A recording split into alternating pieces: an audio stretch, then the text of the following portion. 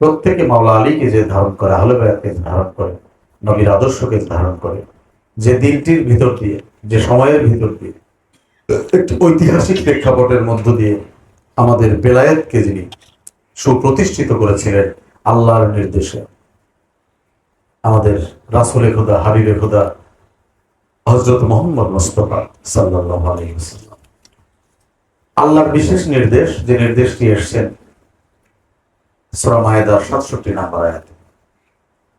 আল্লাহ পাক এভাবেই বলেছেন, হে রাসূল, আমি আপনার কাছে পৌঁছানোর জন্য যে বার্তাগুলো দিয়েছি তার মধ্যে অন্যতম গুরুত্বপূর্ণ বার্তা হচ্ছে আপনি মাওলা আলীকে মাওলায়াত প্রদান করুন। যদি আপনি ইহা না করেন, আমি একটু তাফসীর করে বলছি, আর কি হুবহু কথাটি না। সূরা মায়েদার আয়াত, ইয়া আইয়ুহার রাসূল বাল্লিগ মা উনজিলা ইলাইকা। বাল্লিগ মানে পৌঁছে দেওয়া, তাবলীগের থেকে শব্দটি বাল্লিগ। আপনি পৌঁছে দিন। কি পৌঁছে দিবে? আল্লাহ একটি সংবাদ দিয়েছে, আপনি আলীকে মাওলায়াত দান করুন। উনি 10ই জিলহজ হজ সমাপন করে প্রত্যাবর্তনের পথে 18ই জিলহজ খুন পুকুরের পারে সামনে ওনার যে কাফেলা ছিল সেটিকে পেছনে নিয়ে আসলেন। পেছনের কাফেলা একটু ওই সামনের কাফেলার সাথে মিশিয়ে দিলেন। উটের একটি মঞ্চ বানালেন ওই পুকুরের পারে। ১৬ লক্ষ সাহাবী, ইতিহাসে প্রমাণ আছে। সেখানে মঞ্চ করে উনি মাওলা আলীকে সামনে, উটের সামনে ধরে নিজে পেছনে দাঁড়িয়ে দু হাতের ভেতর দিয়ে হাত দিয়ে উনি সেদিন বলেছিলেন, মান কুনতু মাওলাহু ফাহাজা আলিউন মাওলা আল্লাহুম্মা ওয়ালিমান আলাহু আদামান আদাহু আনসুলমান নাসালা আকজুলমান খাজলা ফাল ইয়াস হাদিল হাজিরুল খায়র। আমার রাসূল বললেন, আমি যার মাওলা, আলী তার মাওলা। কথাটা কি আমরা বুঝতে পারি? আমি যার মাওলা, অর্থাৎ আমি যে সমস্ত সাহাবী কেরাম যারা আমার হাতে কলেমা পড়েছে, আমি তাদের যেমন মাওলা মানে প্রভু। আমরা পড়ি না আল্লাহুম্মা সাল্লি আলা সাইয়্যিদিনা, আল্লাহুম্মা বাংলা হলো হে আল্লাহ, আল্লাহুম্মা হে আল্লাহ, সাইয়্যিদিনা সর্দার, মাওলানা প্রভু মুহাম্মদ। মাওলা মানে প্রভু, না মানে আমাদের, আমাদের প্রভু মুহাম্মদ। তদ্রূপ আমার রাসূল পাক বলছেন, আমি যার মাওলা, আমি যাদের মাওলা, আলী তাদের মাওলা। তাহলে তার প্রমাণ দেখেন, খাজা ওয়াইস আল করণী আশিকে রাসূল, কিন্তু আলীকে মাওলা হিসেবে গ্রহণ করেছেন এবং মাওলা আলীর অন্যতম একজন রহস্য জগতের খলিফা। তিনি মুজ্জবের জগতে ছিলেন, ইশকের জগতে ছিলেন, রহস্য জগতে এক গগন বিদারী একজন সত্তা, যার বিষয়ে হাদিসে অনেক কথা এসেছে। এভাবে একজন মজ্জুবলি, যার বিচরণ হচ্ছে ইয়েমেন, আর কোথায় সেই মক্কা নগরী, মদিনা শহর, সেখান থেকে রাসূলের সাথে আত্মিক একটা ইন্টারাকশন হয়েছে।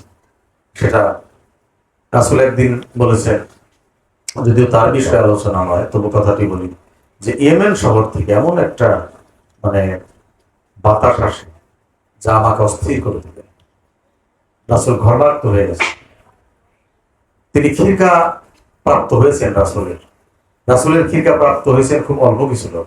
মা খাতুনে জান্নাত, মা ফাতেমাও তার একজন, মাওলা আলী একজন, খাজা ওয়াইস আল করণী।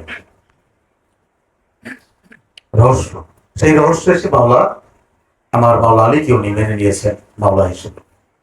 শুধু মাওলা হিসেবে মোটেই না, উনি সিফিনের যুদ্ধে এত বয়োজ্যেষ্ঠ একজন আমার আলীর প্রেমিক, তিনি তলোয়ার হাতে যুদ্ধ করে তার মুর্শিদের কোলে উনি শাহাদত বরণ করছেন, মুখের দিকে তাকিয়ে।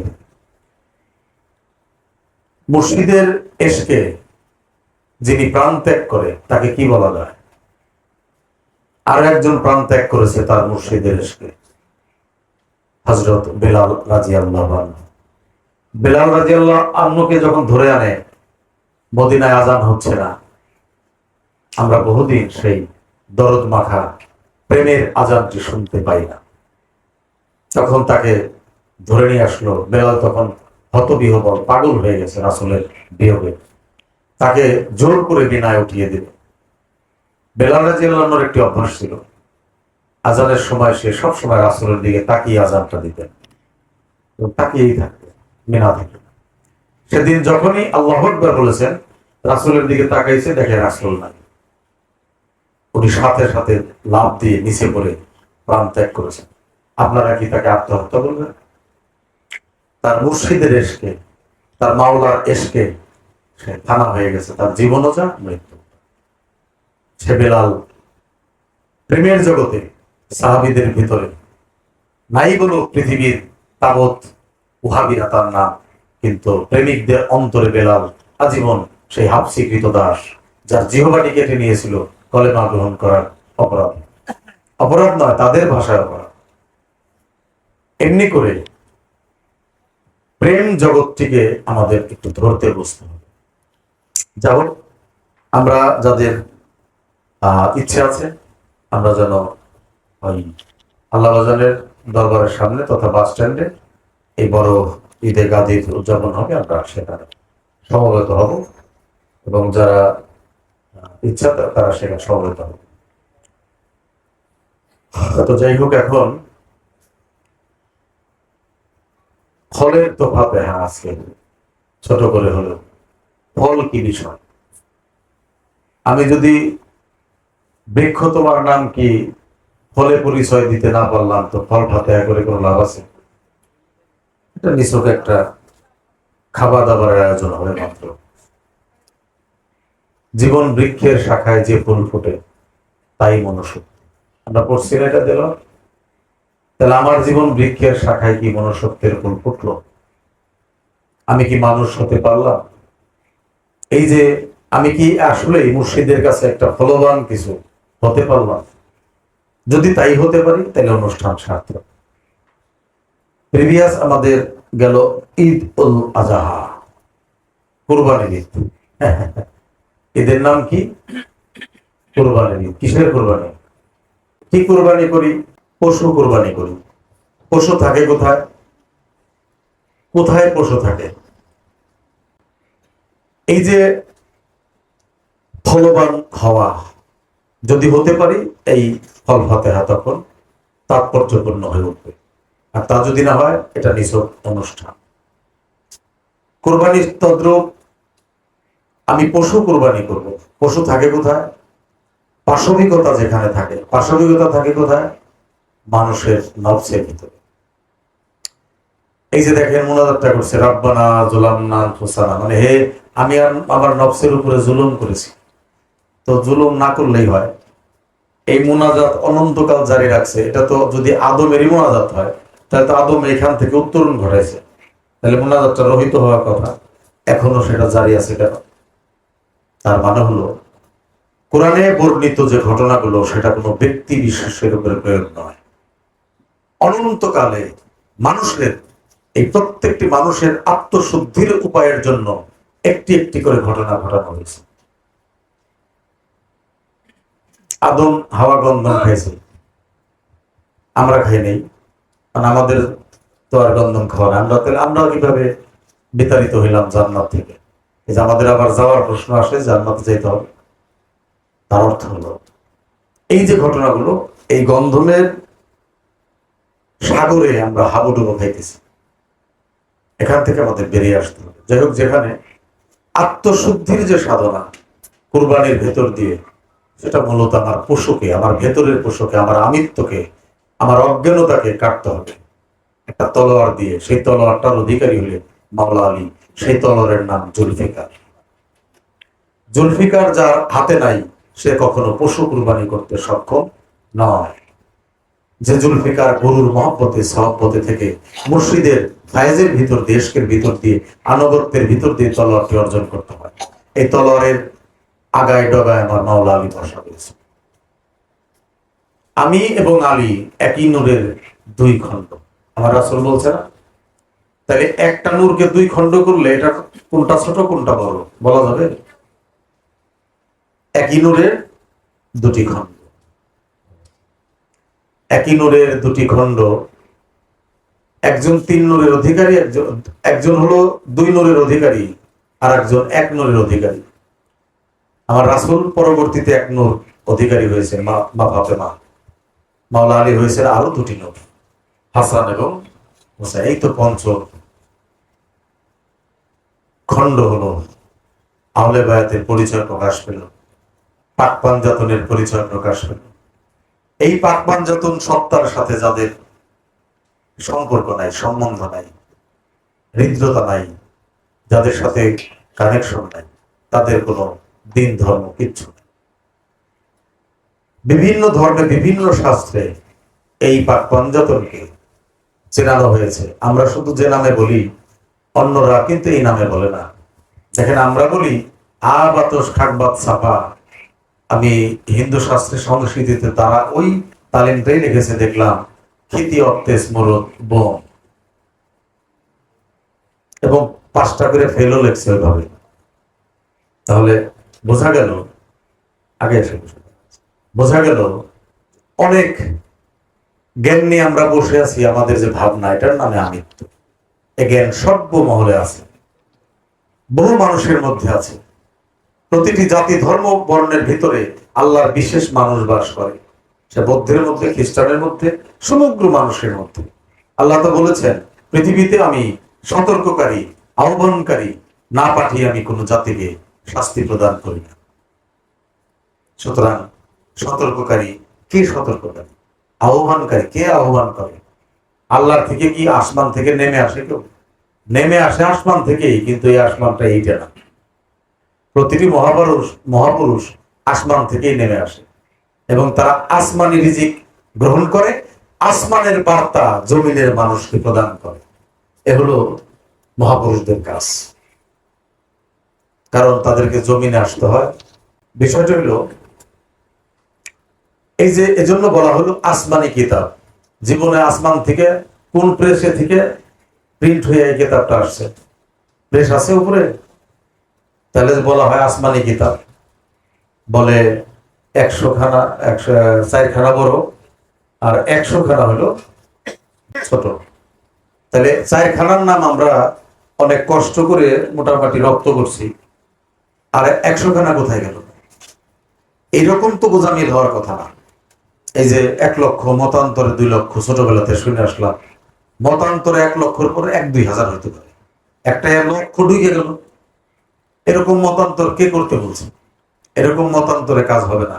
শব্দটি হবে অসংখ্য, অসংখ্য, গণনার অযোগ্য। নবী রাসূল লিমিট নয়, এটা ওহাবীদের আকীদা। আল্লাহর গুণ 99টা, এটা ওহাবীদের কথা। আল্লাহর গুণ অসংখ্য, সীমাহীন। আল্লাহকে যে সীমায়িত করে সে ব্যক্তিটি মূর্খ। আল্লাহর সমস্ত গুণই সীমাহীন। হ্যাঁ, আমরা উল্লেখযোগ্য, তোর মধ্যে একদম বিশেষ বলতে পারি যে, যেমন পানির এই 5টা গুণ বিশেষ, এখানে যে বসে আছে ও ব্যক্তিটি হবে পঙ্গু। পানি 5 গুণ হলো প্রধান, অপ্রধান গুণের অভাব শেষ নাই। এই পঞ্চ গুণ, আগুন, পানি, মাটি, বাতাসে আমরা বলি 5 গুণ না, অসংখ্য অসংখ্য গুণ এখান থেকে বের হয়। সেটাকে কারা অনুধাবন করে? যে মানুষটা এই সমস্ত প্রাণীর ভাষা রপ্ত করেছে, রহস্য জগতের ভিতরে প্রবেশ করেছে, সে এই শরীর দিয়ে, তার অস্তিত্ব দিয়ে এই সমস্ত রস আস্বাদন করে। আমি এটি বর্ণনায় বললাম, আমি এই দেশের লোক না। এদেশের যে লোক, তার এই বর্ণনাটা রহিত হবে, সে ভাষায় বক্তব্যে প্রকাশ করতে পারবে না। কারণ অনুভূতি যেখানে গভীর, রহস্য যেখানে গভীর, ভাষা সেখানে নীরব, নিশ্চল। অনেক কথা বলে যারা, তারা হলো বয়ানকারী, হ্যাঁ, বক্তা। কিন্তু মজ্জুদ কিছু মানুষ আছে যারা দিন গেলে একটা কথাও বলে না। কথা বলে অন্তর্জগতে তার প্রিয়জন, প্রিয়তমার সাথে সবসময় তার কথা। এজন্যই সে বাকি লোকের, অর্থাৎ পরপুরুষের সাথে কথা বলে না। এই পরপুরুষ আমরা যেটা লাগাইছি এইগুলো না। যে নারী সতী, অর্থাৎ যে ভক্ত সতী, সে পরপুরুষ। অর্থাৎ অন্য গুরুর পাঞ্জাবিদের ফুসফুস করেন, আমার একটু তালিম শেখা। এখন জানি না এভাবে কেউ আপনাদের বলছে কিনা। কোনোভাবে ওই ভক্ত ওই পাঞ্জাবিদের টানবেন না যে বাজান আমার একটা তালিম শেখা। গাউসে পাক সহ পৃথিবীর বিখ্যাত অলিরা বলছে, তোমার সমস্ত এই পৃথিবীর সমস্ত অলিদের ফায়েজ লাভ হবে একমাত্র তোমার গুরুর মাধ্যমে। সে গুরু যত তুমি ছোট ভাববে, তত তুমি ছোট হয়ে যাবে। তোমার গুরু শিরার শাহী, তাতে তোমার লালন হতে বাধা কোথায়? তোমার গুরু শামস তাবরেজ তোমাকে রুমি হতে বাধা কোথায়? তোমার গুরু রায় রামানন্দ তোমাকে কবির হতে নিষেধ করেছে? তোমার গুরু রামকৃষ্ণ পরমহংস তোমাকে সাই গেন্দু বাবা হইতে নিষেধ করেছে? এই যে দেখেন, হিন্দু বৌদ্ধ কোনো জাত ভেদাভেদ নেই। ওই যে একটা ছেলে আসছিল, ওটা সংকটে আছে, একটা হিন্দু ব্রাহ্মণের সাথে সঙ্গ করে। আমার কাছে একটু বুঝতে আসছে যে এর কাছে মুড়ি ধইলে মানে কি হবে বা কি বিষয়। বললাম না, প্রেমে কোনো জাত পাত নেই। তুমি যদি তার দ্বারা অনেক বেশি প্রভাবিত থাকো, তোমার ভালো লাগে, সেই তোমার মুর্শিদ। সে হিন্দু কি জবন কি খ্রিস্টান কি বৌদ্ধ কি ঋষি কি পণ্ডিত কি একদম নিম্নবর্গ জাত, ওইটা কোনো বিষয় না, সে তোমার মুর্শিদ। পরিষ্কার। আমার অন্তর জগৎকে যে নাড়া দিতে সক্ষম নয়, সে যত বড় জ্ঞান নিয়ে বসে থাক, সে আমার গুরু নয়। পরিষ্কার। কারণ আমার গুরু নয়, তাহলে তো সমস্ত লোক একজনের কাছে মুড়ি দিত, তাই হইতো না? যে চল যাই অমুক বড় পীর সাহেব, সব মুরিদ তার কাছে, না, হবে না। সবাইকে সবাই আকর্ষণ করতে পারবে না। হাসনাহেনা, রজনীগন্ধা, জুইবেলি, টগর, প্রত্যেকের এই রঙের বৈচিত্র্য আছে, মানুষের পছন্দের বৈচিত্র্য আছে। রুহের যেমন স্বভাব, রুহের যেমন গুণ ক্ষমতা, সেরকম রুহকে সে যায় ধারণ করে। এজন্য আমাদেরকে এই যে আসলাম আর গেলাম, তরিক জগৎটা আমাদের নিচে নেমে গেল, অনেক নিচে নেমে গেছি আমরা। আমাদেরকে উঠতে হবে। সে ওঠার প্রথম সিঁড়িটাই হলো আমার স্বভাবের পরিবর্তন। রহস্য জগৎ সবার ভাগ্যে জুটবে না। এই যে আমার ভাইরা যে জগৎটাকে প্রতিনিধিত্ব করে, এটা সব মানুষের জন্যই পাঠ না, এটা কোনোভাবেই সম্ভব না। এটা এমন একটা মানে কর্ম, সেটা বিশেষ বিশেষ ক্ষেত্রে কিছু মানুষ সক্ষম হবে। তাহলে কি অন্যদের মুক্তি হবে না? হবে। যে ব্যক্তি বিশ্বাস এবং ভক্তির আখড়া দিয়ে, কোটা দিয়ে মুর্শিদকে ধরছে একদম অন্ধভাবে আঁকড়ায়, মুর্শিদ যদি পরম ধামে থাকে, তো সে কি আবার অন্য জায়গায় থাকবে?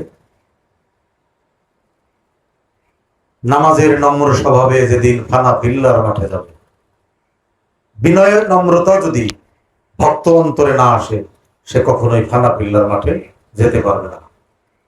কোন গুরুর বদনাম ভক্ত মুখে যখন আসে, এই জবানটা তখন পশুর জবানে পরিণত হয়। সে গুরু যত স্ক্যান্ডালের অধিকারী হোক, ভক্তের ক্ষমতা নাই গুরুর বদনাম করে। এটা যারা করবে ক্ষতিগ্রস্ত।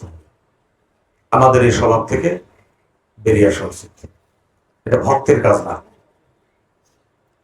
তারও গুরু আছে, বয়োজ্যেষ্ঠ অনেক লোক আছে, তারা করতে পারে। গুরুর বিধান গুরু দিতে পারে, আমি ভক্ত দিতে পারি না।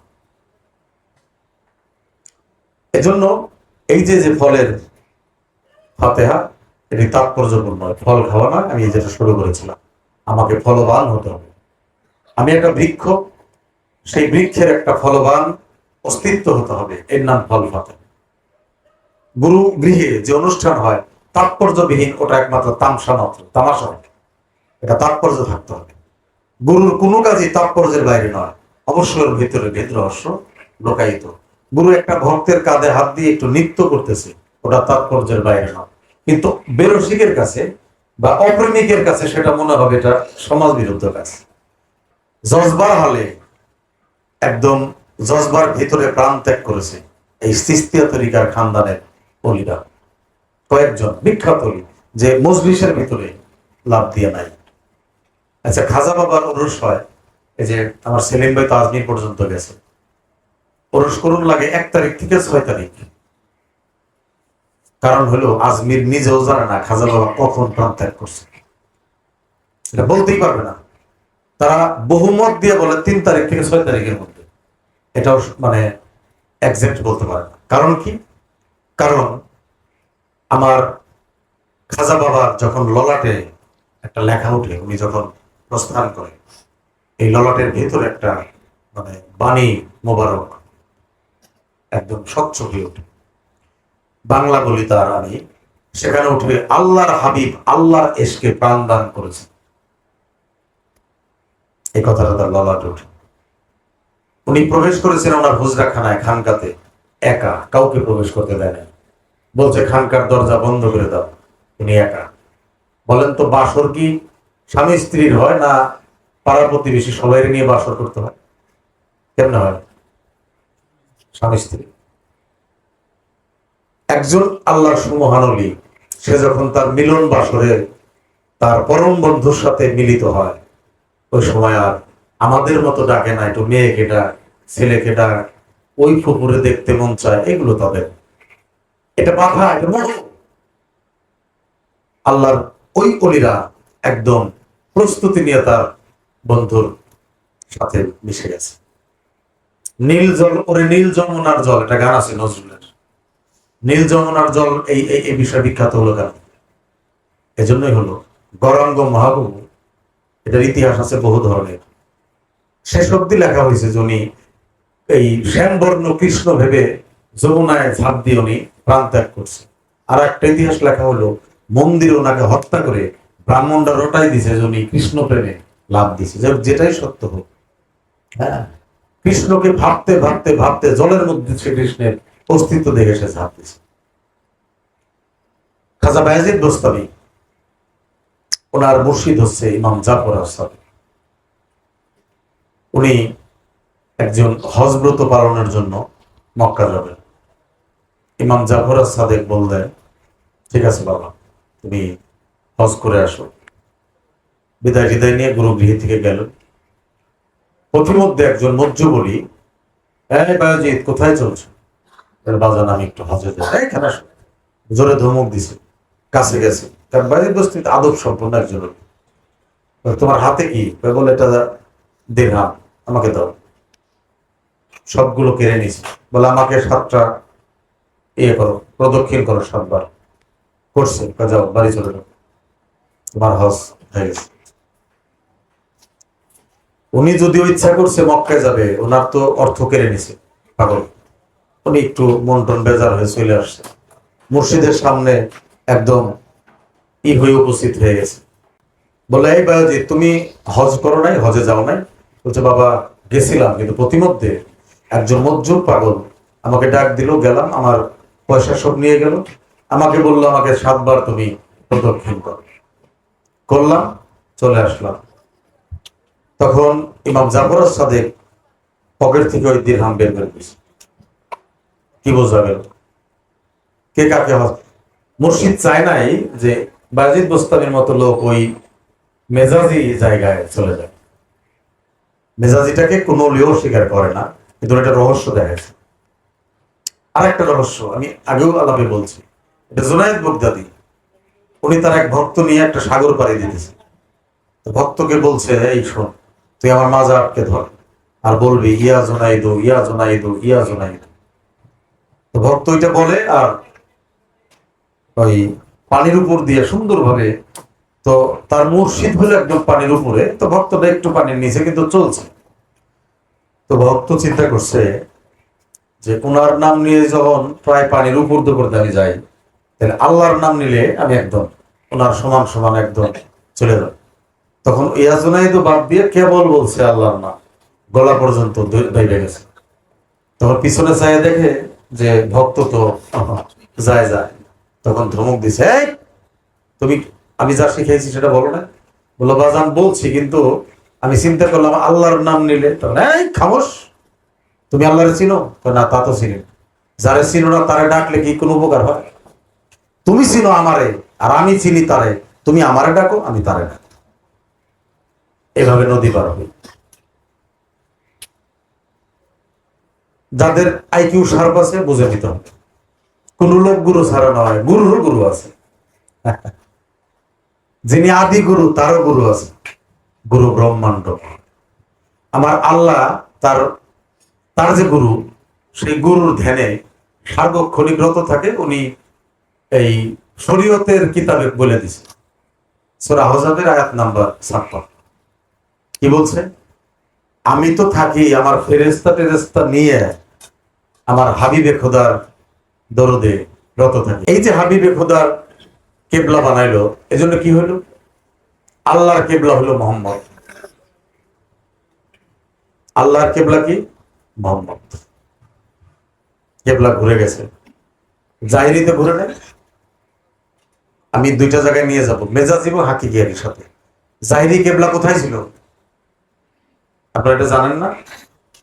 হে রাসূল, আপনার সম্মানে আমি কেবলাকে পরিবর্তন করলাম।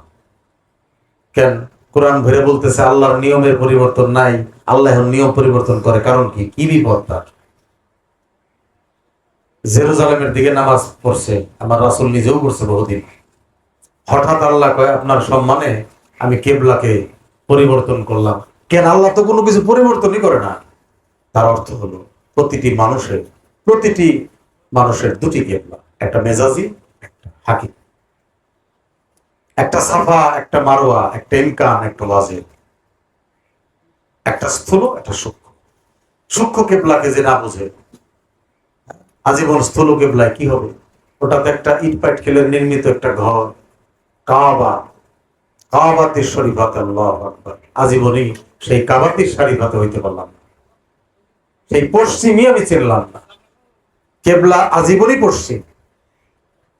আর জাহিরিটা ওই কেবলার পরে যারা, তারা পূর্বমুখী হয়ে নামাজ পড়ে, নিয়ম ঘুরে যায়, কিন্তু আল্লাহর নিয়মের ব্যত্যয় নাই। হাকিকি কাবা অলওয়েজ পশ্চিম, সেই পশ্চিম কোনোদিন ঘুরবে না। মানুষের নাভি থেকে নিম্ন অংশকে পূর্ব বলে, এই অংশকে পশ্চিম বলে। এটা প্রত্যেকের এই অংশটা কেবলা। আমরা আল্লাহকে দেখতে পাই, একজন অপরের দিকে তাকাই, আমরা তাকেই দেখতে পাই। কিছু কথা একদম ইয়েতে বলতেছি, অনেক কিছু ভালো ভালো মানুষ আছে, আমি আমাকেই দেখি। আমি আমাকে দেখার একটা আইন আর একজন মানুষ। কোন মানুষটার একটু পায়রা দেওয়ায় না মুর্শিদ। এখন আমার খাজা বাবা বললেন, এই কুতুবউদ্দিন বখতিয়ারকে, তুমি আমার দিকে তাকাও, যদি তুমি খোদাকে দেখতে চাও আমার দিকে তাকাও। আমি তার আয়না, একটু পর্দা দিল, মানে তার আয়না, মানে সে আমি না, তার আয়না, সে আমার থেকে আলাদা নয়। এই মানুষ রহস্যের ভেতরে, মানুষ তত্ত্বের ভেতরে যে প্রবেশ করে নাই, মানুষকে যে একমাত্র অবলম্বন মনে করে নাই, মানুষকে যে সমস্ত কিছুর ঊর্ধ্বে স্থান দেয় নাই। চণ্ডীদাস কবিতা লিখছে, মধ্যযুগে সবার উপরে মানুষ সত্য, তাহার উপরে নাই। মোল্লারা এটা শুনলে কয় নাউজুবিল্লাহ, নাউজুবিল্লাহ। সবার উপরে কি? আল্লাহ সত্য। আল্লাহ সত্য তো হয়েছে এই সত্য যুগে এসে। আগে কি ছিল? যতক্ষণ পর্যন্ত এই মানব কাঠামোতে তার মহিমা প্রকাশ পায় নাই, ওর আলহামদুলিল্লাহ কইছে কিনা আর এই সুবহানাল্লাহ কে বলছে? বোঝা যায় আল্লাহর প্রশংসা কে করছে? যদি মোহাম্মদের জন্ম না হয়, কে তার বলছে আলহামদুলিল্লাহ? হামদটা কে করছে? কেউ করার ছিল? সুতরাং মানুষ মোহাম্মদের ভিতরেই তার ভেদ রহস্য প্রকাশ পেয়েছে। আমাদেরকে উচিত তেমনি একজন মোহাম্মদের সাথে মহব্বত সৃষ্টি করা, এতায়াত সৃষ্টি করা, আনুগত্য সৃষ্টি করা। তাহলে কি হবে? কুল ইন কুনতুম তুহিব্বুনাল্লাহ ফাত্তাবিউনি ইউহিব্বুকুমুল্লাহ ওয়া লাগফির যুনুবাকুম ওয়াল্লাহু গাফুরুর রাহিম। কুল ইন কুনতুম, হে রাসূল আপনি বলে দিন। আচ্ছা, আল্লাহ যখন রাসূলকে বলে দিন, তাহলে বোঝা যায় আল্লাহ আছে, রাসূল আছে, আর কিছু লোক, শোনার কিছু লোক আছে, তাই না? তা আল্লাহ এই ভাড়া মিডিয়া করলো কেন? উনি কিছু লোকের সরাসরি বয়ান করলেই পারতো, হ্যাঁ লোক শোনো আমি আল্লাহ, এই সেই। পারে নাই। উনি বলছে আমি যা কিছু গ্রহণ করি আমার রাসূলের মাধ্যমে, যা কিছু প্রদান করি আমার রাসূলের মাধ্যমে। অর্থাৎ মাধ্যম লাগবে। ওই যে ডাইরেক্ট আল্লাহর ইবাদতকারী কিছু আধুনিক মৌলবী আছে না, ওয়াজ করে, তাদের অনুসারী হাজার হাজার, এক জায়গায় ওয়াজে গেলে কোটি কোটি লোক যায়, এরা হলো ডাইরেক্ট আল্লাহর ইবাদতকারী। এরা যে সম্পূর্ণ কোরআন বিরোধী ভ্রষ্টতায় পর্যবেসিত হয়েছে, ওই তাফসির কোরআন মাহফিল থেকেও তারা বোঝে না। আর সাধারণ মানুষকে তো একদম হ্যামেলেনে বা শিলার মতো তাই না মিথ্যার জগতে নিছে। রাসূলের আনুগত্যবিহীন, মহব্বতবিহীন ধর্ম হবে না। আহলে বায়তের মহব্বত যার নাই, ধর্ম হবে না। হুসাইন, হাসান, আলী, ফাতেমাকে যে হাকিকি ভাবে তার অন্তর অস্তিত্বে বসাইতে পারে নাই বা তার পরিচয় লাভ করে নাই, ও ব্যক্তির আবার সত্যই কি আর মিথ্যাই। এজন্য বললাম, এই যে চিঠিটা জিজ্ঞাসা শরীফের পীর মা শেখরা আসছিলেন, হয়তো ফাতেহা শেষে আমরা দিব, যে গাদিরক্ষণ দিবস করবে, এই দিবসটি আমাদের জন্য অত্যন্ত গুরুত্বপূর্ণ। বিশেষ করে যারা আমরা পীর মা শেখ অলি আল্লাহদের পথকে অনুসরণ করি, সেই পথের সূচনা হয়েছিল সেদিন আল্লাহর, আমার রবের পক্ষ হতে কিন্তু ঘোষণা করেছিল আমার রাসূল। এখানেও তার প্রমাণ দেখেন, তিনি কে ঘোষণাকারী, এটার পরিচয় দানকারী কে? রাসূল। আর রাসূলকে কে রাসূল বানাইছে? মাওলা আলী। তিনি সাক্ষ্য দিয়েছেন যে উনি রাসূল। আমাকে দেখে নাই আবু তালিবের পুত্র আলী ব্যতীত কেউ। এই কথাটি সামান্য কোনো কথা না। রাসূলের এই কথা যদি সত্য মেনে নেই, ফাতেমাও বাদ পড়ে, হাসানও বাদ পড়ে, হুসাইনও বাদ পড়ে, কিন্তু বিষয়টি কিন্তু তা নয়। সমগ্র সত্তায় আলী বসা, রাসূল সত্তায় আলী, ফাতেমায় আলী, হাসানেও আলী, হুসাইনও আলী। যার মধ্যে ফুরকানি শক্তি আসে নাই, ইলহাম ওহির ওই জগৎ আসে নাই, জুলফিকার যে লাভ করে নাই, সে কিভাবে আল্লাহকে চিনবে, রাসূলকে চিনবে? এই যে রাসূলকে আনুগত্য করলে তাকে চিনলে কি হয়? ওয়ালাগফির যুনুবাকুম ওয়াল্লাহু গাফুরুর রহিম। আমি মানুষের সব অপরাধ ক্ষমা করে দেই। এই ওয়াদা পীর সাহেব তো করেন, এটা আল্লাহ বলছে। আন-নবী আওলা বিল মুমিনিনা মিন আনফুসিহিম। নবীকে ভালোবাসতে হবে প্রাণের চেয়ে। এক প্রাণে যদি নবীরে ভালোবাসি, ওই প্রাণ নিয়ে আর কারে ভালোবাসে থাকে নাকি? প্রাণাধিক ভালোবাসা একজনের প্রতি হইলে আর থাকে না। এটা আমাদের ভালোবাসা তো তা নয়। রাসূল বুঝতে পেরেই বলছে, যতক্ষণ পর্যন্ত সন্তান সন্ততি, স্ত্রী পুত্র, মা বাবা পিতা মাতা অপেক্ষা আমি অধিক প্রিয় না হব, ততক্ষণ পর্যন্ত জেনে রেখো তুমি মুমিন হবে না। এটা হাদিস আসছে। তাহলে মুমিনের স্তরটা কি? মুমিন যাকে মুর্শিদকে যে একমাত্র উপায় অবলম্বন করেছে, সেই মুমিন। এছাড়া যারা এই যে আমরা গুরু ধরছি, মানে গুরু কি ধরছি, কি ধরা যায়? বাবা লোকনাথ হাজি হাফেজ লোকনাথ ব্রহ্মচারী একটা কথা বলেছিলেন, বাবারে চরণ নয় আমার আচরণ। এই কথাটি বাবা লোকনাথ ব্রহ্মচারী বলেছেন। তার অর্থ হলো এই চরণ অনন্তকাল ধরে থাকলেও লাভ হবে না। ওই যে বাবা লোকনাথ ব্রহ্মচারী বলেছে, এটার মধ্যে এই যে ফল ফাতেহা নিহিত। গুরুর স্বভাব যদি লাভ করা যায়, সিবগাত আল্লাহ সিবগাতাও হওয়া যায়, তার গুণাবলী আমার মধ্যে প্রবেশ করে, আমি ফলবান হয়ে যাব, আমি পূর্ণ মানুষ হব। আমি এখন যা আছি মানুষ রূপে আছি, গুণে নাই। সাইনবোর্ড আছে, ভেতরে নাই। নাই হয়েছে কেন? এই যে মোহমায়ার জগতে গন্ধম খাইছি, পাপিষ্ট হয়েছি, লোভ ঢুকছে, লালসা ঢুকছে, আমিত্ব ঢুকছে, অজ্ঞানতা ঢুকছে। আমি সব হাটের গোলমালে সব ভুলে গেছি, কি আমার সদাই ভুলে গেছি। আল্লাহ তো বলছে আমি তোমাকে সৃষ্টি করেছি আমার ইবাদতের জন্য। কি সৃষ্টি করছে? জিন এবং ইনসান। অনেকেই তো নানান স্বপ্ন কল্পনা আঁকে খাতায়। পরিষ্কার একটা মেসেজ বলে দেই, জিনের ইবাদত ইনসান হওয়া, ইনসানের ইবাদত আল্লাহতে মিশে থাকা। এই তো দেখলাম খুঁজে পেলাম। আলাদা করে কোথায় জিন কোন জায়গায় বাস করে? সমগ্র আগুন সত্তার এই অহংকারী, ক্রোধ সম্পন্ন, রিপুর তাড়নায় চালিত এই মানুষগুলো হচ্ছে জিন। এখান থেকে উত্তরণ হইলে সে হবে ইনসান, মুর্শিদ। আর মুর্শিদ হইলেই ওই ব্যক্তি কেবল রোজাদার হবে। এই কথা যদি বলি, হ্যাঁ, বর্তমান যে প্রেক্ষাপট তাতে মিছিল হবে যে কি বলে বিশেষ বিশেষ লোক রোজা করবো আর সবে রোজা নাই। কোরআন বলছে আমি কি করব? বলছে হে তোমরা যারা রোজা পেয়েছো। কেন বললো? রোজার মাস আসলে তো সবাই পায়, হিন্দু রোজা পায়, তাহলে আমাকে কেন বলে দিল তোমরা যারা রোজা পেয়েছো? রোজা তো সবাই পায় না, রোজা সবাই পায়। রোজা বিশেষ বিশেষ আল্লাহর মজ্জবলি আর আল্লাহর এশকে থাকা ওলিরা সেই রোজায়। তখন আল্লাহ বলে এই রোজাটাকে আপনারা ধরে রাখেন। যা পাই নাই তা ধরে রাখুন কেমনে? যিনি রমজান মারার দাসত্বে আছে তার কোনো রোজা হবে না। মিলিয়ে নেন। বলে রমজান মাসে শয়তান শৃঙ্খলিত, আল্লাহর ওলিদের কাছে আজীবনে শয়তান শৃঙ্খলিত, তারা রোজাদার। রোজা একটা, আর আমাগো রোজা হলো 30টা। ঐকিক নিয়মের অঙ্কের মতো ওই ওই ওই মানে এক রোজা 30 দিন দেখে কইতেছে 30 রোজা। একই সময় না খাই থাকে। আর কি বাহাদুরি, ওটা 4 বছরের ছেলে পেলে থাকতে পারে, খালি দুপুরটা খায় না। এছাড়া ইফতার শেষে এবং সেহরি পর্যন্ত যা করার মাশাআল্লাহ। আর রোজার মাসে জিনিসপত্রের দাম বৃদ্ধি পায়, অর্থাৎ সে সংযত হয় নাই, জাহিরি সংযম হয়নি। এজন্য সবাই রোজাদার নয়। আসেন রিজিকের বিষয় আসছে। হাত তুলে এই মৌলবীরা নির্লজ্জের মতো মুনাজাত করে, আল্লাহ আমাদের আহার বৃদ্ধি করে দেন, চাইল গম বৃদ্ধি করে দেন, আমরা যেন ভালো থাকি, ভালো খাই। লজ্জাও করে না। আল্লাহ এই গম চাইল নিয়ে ওই আরশ মহল্লায় ওই দিন ডিস্ট্রিবিউট করে নাকি? বৈশাখী ছিল অতুল প্রসাদ সেন একটা গান লিখছে, আমার গানটা এত ভালো লাগে। গানটা হলো, ওরা চাহিতে জানে না দয়াময়, চায় ধন জন মানো। কি চায়? কিছু ভক্ত আছে না, গুরুর কাছে চায় একটু আমেরিকা যাবো, আমার জন্য একটু চাকরি বাকরি বৃদ্ধি পায়, আমার জন্য মানে ওই ইন্ডাস্ট্রি করতে পারি। কোনোদিন জীবনে এসে বলে না যে আমি যেন মানুষ হইতে পারি, আমি যেন একটু মুক্তি পেতে পারি। আল্লাহর মেহমান যারা যারা রহিম সত্তার অভিষিক্ত, তারা রিজিক নিয়ে বসে আছে।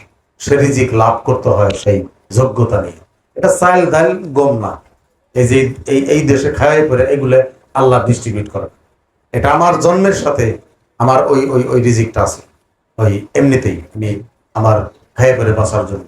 যে রিজিক লাভ করলে একজন মানুষ ইনসানে পরিণত হয়, সপ্ত সিফাতের জাগরণ হয়, সে ব্যক্তিটি দুর্গা হয়, তার অন্তরের দুর্গতিকে সে নাশ করতে পারে।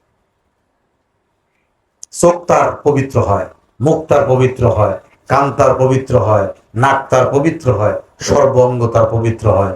ওইটা আল্লাহ বলছে, আমার ইবাদত করে, আমার নাম বলে, আমার নফল ইবাদতের রত থেকে যে আমার সর্ব অঙ্গের কর্তা হয়। দেখছেন কি কৌশলে কইছে হাদিসে কথাটা। সর্ব অঙ্গের কর্তা মানে হইলো আল্লাহ নিজে, ওই তারা সেখানে সর্ব অঙ্গের কর্তা হয়ে গেছে, সে তাকে পরিচালিত করে। হ্যাঁ, এই নফল ইবাদত হয়, ফরজ ইবাদতে এইটা হয় আল্লাহ বলে নাই। নফল ইবাদত, নফল ইবাদত কি? আমার অন্তর থেকে রচিত হবে সেই ইবাদতটি। আমি আমার মুর্শিদের কাছে যাই, আমি কিভাবে তার সেবা করব, আমার ভেতর থেকে রচিত হবে। আর যা বইতে লেখা আছে নসিহতে, আজীবন কোটি বছর করুক না মানুষ, তাতে কি আসা যায়? কোন নামাজে বৈশা রাসূল কয়টা এলহাম ওহী লাভ করছে? কিন্তু হেরাগিরি গুহায় ধ্যানমগ্ন হয়ে তো প্রথম কোরআন আয়াত আসছে।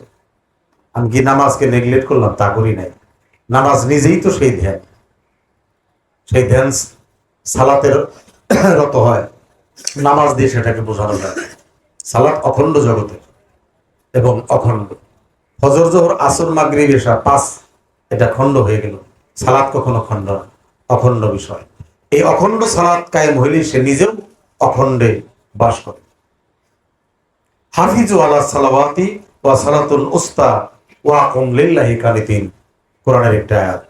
তোমরা মধ্যবর্তী সালাতকে হেফাজত করো। হাফিজু আলা সালাওয়াতি, হেফাজত করো, বিশেষ করে মধ্যবর্তী সালাত। এই মধ্যবর্তী সালাতের হেফাজতকারী ছাড়া কেউ নামাজি হতে পারবে না, কেউ সাধক হতে পারবে না, কেউ পবিত্র হতে পারবে না, কেউ ইনসান হতে পারবে না। মধ্যবর্তী সালাতের পরিচয় আমি বলি আপনাদের, এটা গুরু জ্ঞান, মুর্শিদের জ্ঞান। মধ্যবর্তী সালাতটি হচ্ছে আগুন শক্তি, নফস আম্মারা।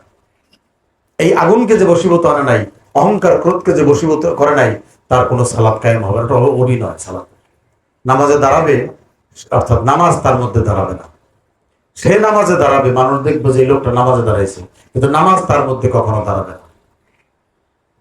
আমার দাদা গুরু লেখছে, বসে ধ্যানে দিলে টানে, দূরের বস্তু সামনে কর, সচক্ষে দেখে শুনে দিল হুজুরি নামাজ পড়। তাহলে আমি যদি সচক্ষে না দেখি, দিল হুজুরি নামাজটা কেমনে হবে? এ নামাজ মুমিনের মিরাজ বলছেন দিনের পয়গম্বর। তো মুমিন প্রতি সালাতে দাঁড়াইলে মিরাজ হয়। আর আমরা তো মিরাজের জন্য টিটি পক্ষীর মতো তাকায় আছি। আমার রাসূল মিরাজ করছে, মিরাজ দিবস পালন করি। এই দিবস কোটি বছর পালন করে লাভ হবে কি? রাসূল তো আমাদের জন্য বইলে গেল, এই আমার উম্মতেরা, আমি মিরাজ করছি, তোমরাও মিরাজ করো।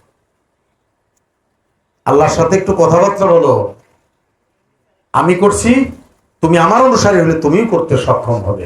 রাসূল সীমানা করিয়া দিল, আমার উম্মতরা আমার সমকক্ষ হইতে পারবে, আমার অতিক্রম করতে পারবে। তো সমকক্ষ হওয়ার তো অধিকার সে দিছে, আমরা হই না কেন? আল্লাহকে চাক্ষুষ দেখি না কেন? এই চোখ দিয়ে কশিন কালো, আর একটা চোখ লাগবেই লাগবে। সে চোখটাই খুলে জুলফিকারের গুণে, মাওলা আলীর। এজন্যই আমরা এই আলীর যারা অনুসারী, তারাই দেখবেন জগতে খুব দুঃখ কষ্টে আছে, তাদের অর্থ কষ্ট আছে, তাদের সংসার যাতনা আছে। আমার আলীরই তাই ছিল। আপনারা কি জানেন ওমর বা এই যে যে সাহাবারা গলায় রশি দিয়ে আমার মাওলা আলীকে রাজদরবারে কোন অপরাধে টেনে এনেছে? একটা পশুকে যেমন রশি দিয়া। আমরা কি সেই কথা বলবো না?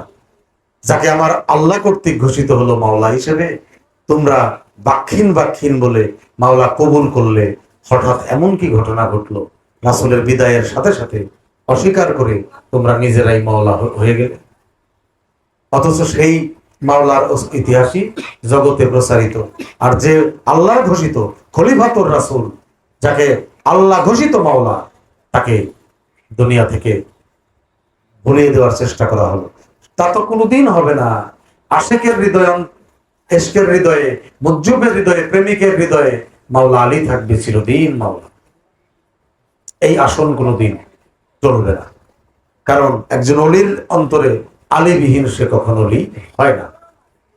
আলী হচ্ছে আল্লাহর মূল রহস্য। তাই তো আলীর জন্ম কাবা ঘরে, অর্থাৎ আল্লাহর স্বয়ং অস্তিত্বে আলীর জন্ম, কিংবা আলীর অস্তিত্বে আল্লাহর জন্ম, উল্টায় যদি বল। এজন্য গুরুগৃহে যারা আমরা আশ্রয় লাভ করতে সক্ষম হয়েছে, আমরা যেন জীবনটাকে মানুষের জীবনে পরিণত করতে সক্ষম হই। মানুষের জীবন কেন? মানুষের জীবন বাদ দিলে তিন জমাতভুক্ত একটা জগৎ আছে, জামাদাত, নাবাদাত, হায়ানাত। এই তিন জমাতে থাকে 18,000 মাখলুক। আর যারা পরিশুদ্ধ মানব, আমরা যাদেরকে নবী রাসূল ওলি আল্লাহ গাউস কুতুব বলি, বিশেষ মানুষ বলি, তারাই তিন জমাতভুক্ত নয়। তারা তিন জমাতের বাইরে, তারা ইনসানিয়াত জগতে প্রতিষ্ঠিত। ইনসানিয়াত নামে আলাদা একটা জগৎ আছে। আর ওই তিন জমাতে থাকে সব পশু প্রাণী, পাখি, বৃক্ষ, ফুল। আমরা এই দেশেই থাকি, ভাববেন না জেলার জেলখানায় থাকে, কিন্তু সে আসামি নয়। সে জেলের লোকদের তত্ত্বাবধানকারী। আল্লাহর বিশেষ অলিরা মানব দেহেই আসে, তাই বলে আসামি না, আমার মতো আসামি না। তারা অন্যকে, আসামিকে মুক্তি দেওয়ার জন্য জেলখানায় থাকে। আর যাবে কোথায়? কোথায় যাবে? এজন্য ঘরখানি পাকা করা দরকার। খাজা দেওয়ান রশিদ তাগিদ দিছে, ঘরখানি লোর পাকা করে, বারে বারে আর ভাঙবে না। বারে বারে ভাঙা খুব ভালো না। ভাঙলে কি হবে? ভাঙার দেশে চলে যাবে। হ্যাঁ, জন্মটাই ঠকের মূল্য, তাই হবে না। জন্মকে সার্থক করতে হবে। কিভাবে? আমার মুর্শিদের জ্ঞান নিয়ে, তার এশকে, তার আনুগত্যে থেকে যদি মুর্শিদ আমার প্রতি হয় রাজি খুশি, আহ্লাদিত, তাহলে কেবলা পরিবর্তন হয়ে আমার মুর্শিদ আমার দিকে রুজু হয়ে সারাক্ষণ রত থাকবে। এই তো নামাজ ঘুরে যাবে। ওই ভক্ত অমর হবে এই সংসার। যে ভক্তের দিকে গুরু সব সময় তাকায় থাকে, সেই ভক্তের মানে এগুলো কিন্তু প্রমাণ হয়েছে। বাবা নিজামুদ্দিন আউলিয়া, আমার মনে হয় সেলিম ভাই গেছেন দিল্লিতে, রাত 8টার পরে খানকায় সব মানুষ বের করে দিয়ে আমির খসরুকে বসায় রাখতো, আর একদিকে তাকায় থাকতো আর বলতো, বাবা একটা গজল শোনো। যখন আমির খসরু গজল করতো, বাবা নিজামুদ্দিন আউলিয়া তার দুই চোখ দিয়ে অনর্গল পানি ঝরতো, শুধু সে আমির খসরুর দিকে তাকায় থাকতো। এই যে আমির খসরুর ভিতরে তার গুরুকে বসাইছে, এটা কি বিধান লঙ্ঘন হয়েছে? না, আল্লাহ নিজেই বিধান দিয়েছে। ভক্তের কাজ হচ্ছে কেবলাকে পরিবর্তন করে দেওয়া। তার এমন কর্ম হবে যে গুরু নিজে তার দিকে কেবলা করে দিবে। যাই হোক, আলোচনা আজকে এই পর্যন্তই।